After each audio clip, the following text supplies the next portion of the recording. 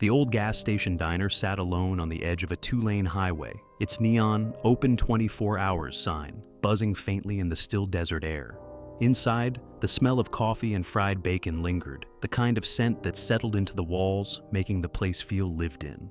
Jack Holloway sat at the counter, quietly sipping his coffee, letting the warmth seep into his fingers. He was a man used to silence, to stillness. Years of war had conditioned him to appreciate the quiet moments, the ones where nothing was exploding and nobody was trying to kill him. Tonight was one of those nights, or at least it should have been.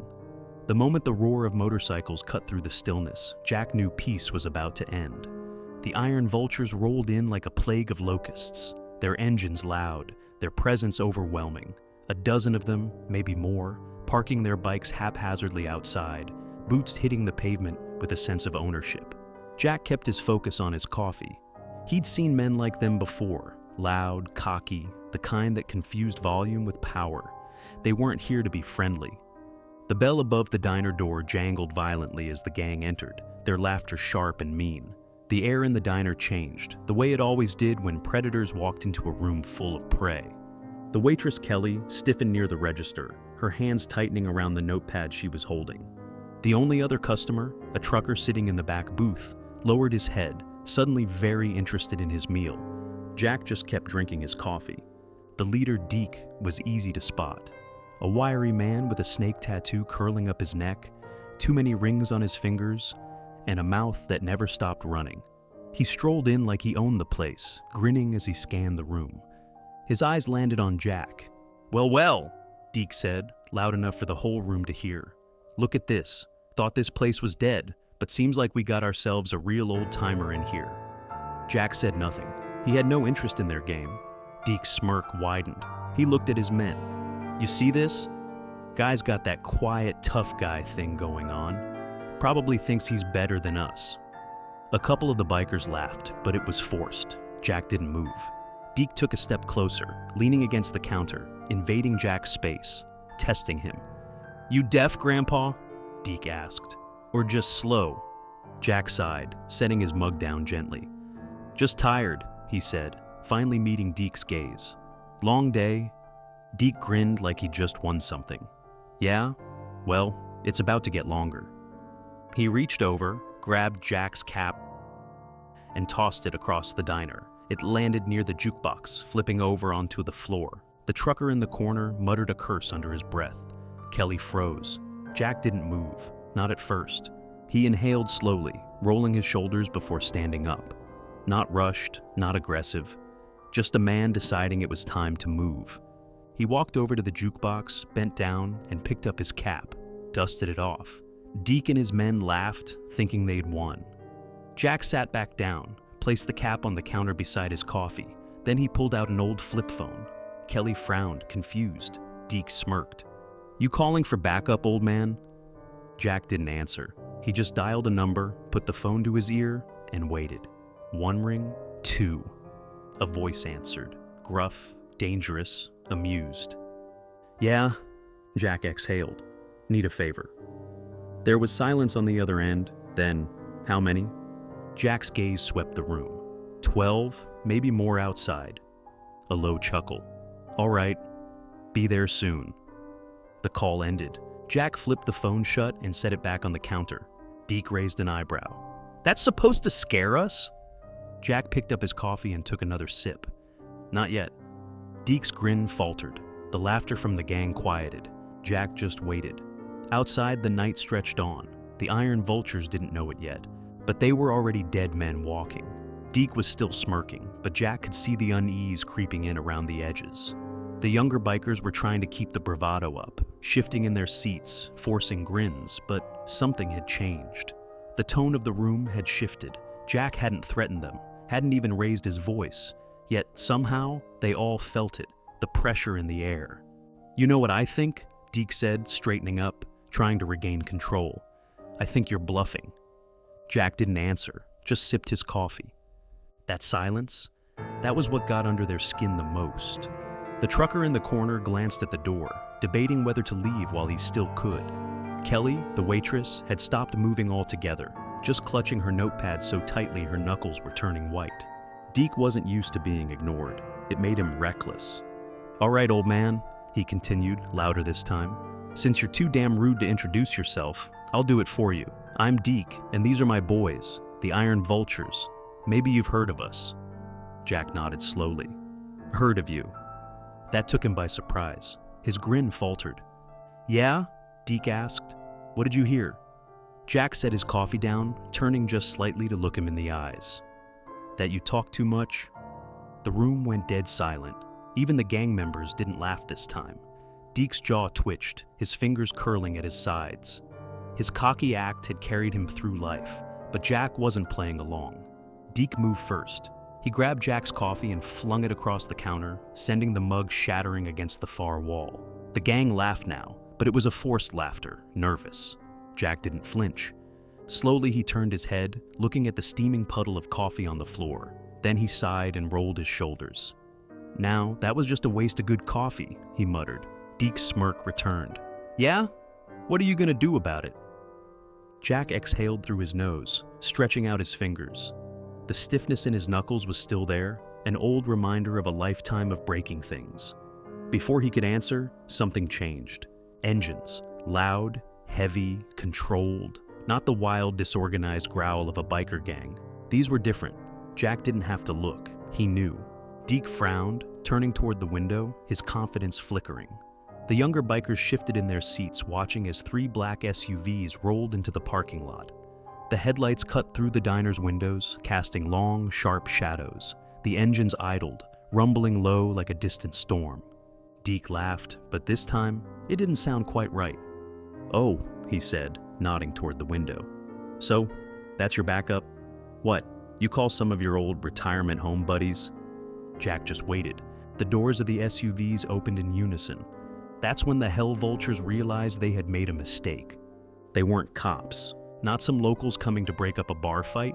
The men stepping out were bigger, meaner, trained. First came Reaper, broad-shouldered, covered in old scars, a man who moved like he was still on a battlefield. Behind him, 3 more men, each carrying the same energy Jack did. The kind of men who had seen war, lived in it, and didn't mind bringing it home. Deke's smirk finally faded. Jack stretched his fingers.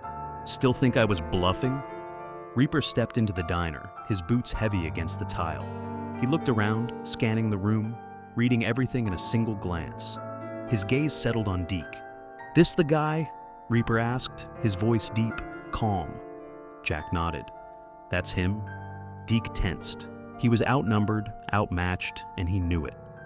But men like Deke, they didn't back down easily. He tried to save face, straightening his jacket, forcing a grin. "All right, this is real cute, but I think we're done here." He glanced at his crew. "Let's roll, boys." No one moved. That's when Deke realized. The door. One of Reaper's men was standing there now, blocking the exit. Deke's grin vanished. His hand twitched toward his belt, where a pistol was tucked just beneath his jacket. Jack saw it. So did Reaper. Reaper just shook his head. "Don't..." Deke hesitated. Jack took a slow breath, then stood up from his seat. "You started this," Jack said, his voice calm even. "But I'm giving you a chance to walk away." Deke looked at him, his nostrils flaring. Then he looked at Reaper, his men, the SUVs outside. He saw what this really was. A warning. The kind you only got once. His hand twitched at his side, indecisive. Then, slowly, he lifted it. A mocking gesture of surrender. All right, he said, gritting his teeth. "No need to get all worked up. Just having a little fun, right?" Jack said nothing, just watched. Deke stepped back, motioning to his men. "Let's go." The bikers were quick to follow, some limping, some looking back over their shoulders as they shuffled toward the door. Jack didn't move until the last of them stepped outside. Then, as they climbed onto their bikes, Deke turned back one last time. He glared at Jack, his face dark with rage. "You think this is over?" Jack took his time answering. "No," he said simply. "I know it is." Reaper smirked, watching as the bikers finally roared their engines back to life and peeled out onto the highway. The dust settled. The diner was silent again. Reaper turned back to Jack. "Well, that was fun." Jack shook his head, sitting back down. "I need another damn coffee." Reaper chuckled and slid into the seat across from him. I think the waitress is still in shock. Kelly was, in fact, still standing behind the counter, her mouth slightly open. Jack tapped the counter. You all right? She blinked, nodding quickly. Yeah, just... Jesus, Jack, who the hell are you? Jack just smirked. Just a guy who likes his coffee. Kelly huffed, shaking her head as she grabbed a fresh pot. The door jingled as Reaper's men filed in, taking seats at the counter, settling in like nothing had happened. The night was peaceful again, at least for now. The dust outside had barely settled. The growl of the bikers' engines had faded into the night, but the tension still clung to the diner like cigarette smoke. Jack leaned back in his seat, rolling his shoulders as Kelly poured him a fresh cup of coffee, her hands still slightly shaky. Reaper sat across from him, cracking his knuckles like he was waiting for something. His men, 3 hard-looking guys with military tattoos, sharp eyes, and the quiet stillness of men who'd seen combat, had taken up seats around the diner, relaxed but watchful. They had been through too many fights to be caught off guard now. Kelly exhaled slowly.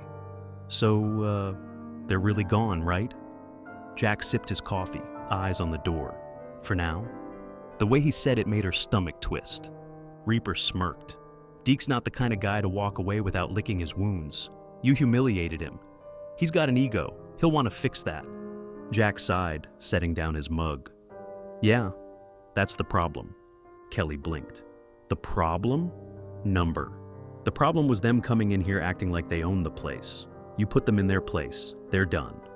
Reaper glanced at Jack, waiting for him to explain. Jack ran a hand over his jaw, feeling the stiffness in his old bones. Men like Deke don't just leave things alone. They don't like feeling small, especially in front of their crew. It's not about revenge, it's about control. They got put down tonight. That means they're either gonna run or they're gonna come back with more. Kelly's eyes widened. More? You think? The faint rumble of engines answered for him. Jack turned his head slightly, listening. Reaper's smirk disappeared. He stood, adjusting his leather jacket. Well, that didn't take long. Kelly grabbed the counter. No, this can't be happening. Frank, the trucker who had been sitting quietly the whole time, muttered a curse under his breath. Hell, they just don't learn, do they? Jack exhaled through his nose, slow and measured. They don't. The engines multiplied, at least 15, maybe 20 bikes this time. The deep growl of their machines echoed down the highway as headlights cut through the darkness, spilling light through the diner's windows. A second set of vehicles joined them, trucks. Jack's stomach tightened. This wasn't just a handful of angry bikers looking for a fight anymore. Deke had called in reinforcements. Kelly took a step back, nearly knocking over a coffee cup. Jack, what do we do? Jack looked at Reaper. Reaper looked at his men. The answer was obvious. Lock the doors, Jack said. Kelly hesitated for half a second before scrambling toward the entrance, flipping the deadbolt. Outside, the engines cut. The headlights stayed on, casting long shadows against the glass. Then, a single figure stepped into the light. Deke. His nose was still swollen from the hit Jack had given him earlier. His lips split, his ego shredded. But his eyes were different now. He wasn't here to prove a point. He was here to end it. He spread his arms wide, a mocking grin stretching across his bruised face. Jack, old man, I don't know what the hell you were thinking, but you done messed up real bad tonight. Jack stayed seated, his coffee untouched. Reaper didn't move either. Deke continued, pacing back and forth, his boots scuffing against the pavement. I went easy on you earlier. Thought I'd let you walk out of here with a warning. But no, you had to go and call in your little friends. He gestured to Reaper's men, sneering. And now, look where we are. Me, I got my boys. You? He shook his head, chuckling. 4 men ain't gonna save you now. Jack finally spoke. His voice was steady, unbothered. You done talking yet? Deke's smile faltered, just for a second. Jack stood, cracking his neck. You should have just left. Deke's grin twisted into a snarl. You're right, I should have. But now I gotta make an example out of you. He snapped his fingers. The bikers moved. Jack heard the sound of boots hitting the pavement, the clatter of chains and knives being drawn. The gang spread out, circling the diner, blocking every exit. Reaper sighed, stretching his arms. Well, this is about to get messy. Jack didn't flinch. He just reached into his pocket and pulled out his flip phone again. Deke frowned. The hell you doing? Jack pressed a button. A single sharp beep echoed through the diner, then from the darkness beyond the highway. Headlights, not motorcycles, not trucks, something bigger, something meaner. Deke turned his head just in time to see 3 armored SUVs tearing down the road toward them, their engines roaring like wild animals let loose. The iron vultures barely had time to react before the SUVs skidded into position, their doors flinging open in unison. Jack heard the clicks of weapons being readied. Deke's men started backing up. Jack smirked. Reaper chuckled. Took 'em long enough. Then from the SUVs, men stepped out. Not gangsters, not cops, soldiers, the kind of men Jack used to work with. The kind of men who didn't ask questions. The iron vultures weren't laughing anymore. Jack rolled his shoulders, watching Deke's face drain of color. You were saying? Jack asked. Deke didn't answer. Jack tilted his head. No, didn't think so. Then he took a step forward, and all hell broke loose. The first punch was thrown before Deke's gang even had time to process what was happening. The air snapped with the sound of fists meeting flesh, boots scraping asphalt, and the unmistakable crack of bones breaking under pressure. The iron vultures had come for war, but they hadn't expected soldiers. Jack moved first, fast, precise. No wasted energy, no wasted breath. He ducked under a wild swing from one of the bikers, stepped in close, and drove his knee into the man's gut so hard that the biker crumpled like a house of cards. The guy barely hit the ground before Jack had already moved on to the next. Reaper and his men were just as fast, a well-oiled machine of destruction. They didn't fight like street brawlers, they fought like professionals. A biker swung a chain toward Reaper's head. He caught it midair, yanked the guy forward, and drove an elbow into his throat. Another came at him with a knife, and Reaper disarmed him in 2 swift motions, sending him spinning onto the pavement. Deke staggered back, watching his numbers dwindle in seconds. The gang that had once strutted in like they owned the night was now scattered, overwhelmed, getting torn apart like amateurs. Jack grabbed another biker by the collar, slamming him onto the hood of a nearby car. The guy groaned, coughing blood, but Jack wasn't feeling merciful. He leaned in close, his voice low and cold. You shouldn't have come back. Then he dropped him. The biker didn't get up. Kelly watched through the diner's window, her breath caught in her throat. It was happening too fast, too brutal. Not the sloppy bar fight she expected, but something far more surgical. Jack wasn't just some old vet. He was something else. The real moment of reckoning came when Deke finally snapped out of his frozen state and went for his gun. His hand darted for his belt, fingers closing around the handle. Jack was already on him. He closed the distance in a heartbeat, grabbed Deke's wrist, and twisted. There was a sickening pop as the gun clattered onto the pavement, followed by Deke's scream. Jack slammed him against the side of one of the SUVs, holding him there, his grip like iron.